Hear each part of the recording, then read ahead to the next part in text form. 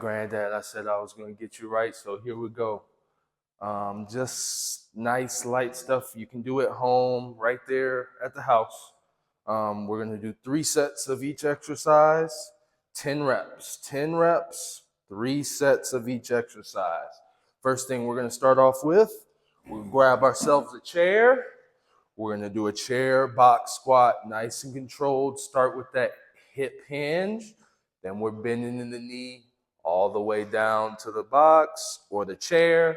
And then we're standing up nice and tall. Start with that hip hinge. Then we're bending in the knee all the way down to the seat. Stand it up nice and tall. After that, we got some what I call around the worlds or snow angels. Start with your palms facing the front. We're going to go all the way up and around, all the way up to the top, back down to the bottom, keeping the palms facing the front. We're working on that shoulder mobility, going all the way up. If you can't get all the way up to the top, that's okay.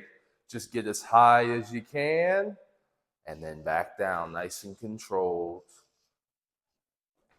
Next up, we're going with some body weight good mornings. I'll turn sideways so you can see what I'm doing. We're going to cross the arms across our chest.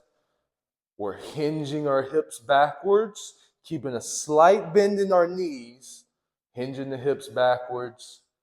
You'll feel a good stretch on the hamstrings right back here. Keep the arms crossed. Push our hips forward, stand it up. So we're hinging those hips backwards. You feel a real good stretch on that hamstring. Then we're pushing forward with the glutes and hamstrings back up to the top. Working a good morning. Quickly, I'm going to show you an example of the wall push-ups. We want our hands at chest level. Nice, slow, and controlled, lowering ourselves to the wall, pressing straight off. We want to keep a nice, good plank position. We don't want to round the back. Keep the chest up nice and tall. Nice, strong plank position. If you want to make these a little harder, walk the feet out a little further and lower that angle. Lower your hands to match. Nice and controlled. The only thing to be wary of here is sometimes that tension on the wrist can be too much. So one thing you can do is slightly external rotate, which will take some of that pressure off those wrists. This right here is going to act as my countertop. So we're going to do an incline push-up, starting in that real strong push-up position, nice and controlled, keeping our elbows tucked down in, close to our body, and pressing up.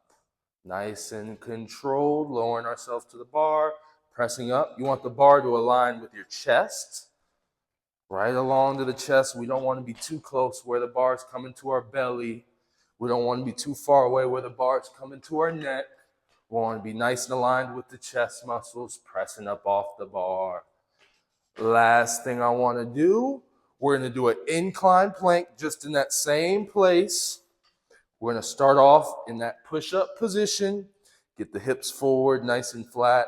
The last step is protracting our shoulder blades out, which is going to force that core engagement, holding that in place. Start off with 15 to 30 seconds and work your way up from there. The main thing, getting those shoulder blades protracted out.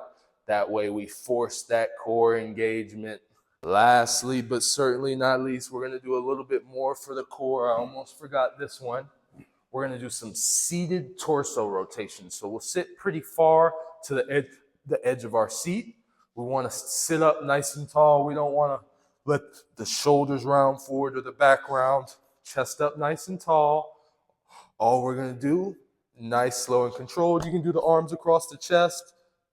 We're going to rotate just in the upper torso, keeping everything from the waist below nice and still, not turning and twisting the legs, just twisting that upper body and torso, keeping nice, tall posture.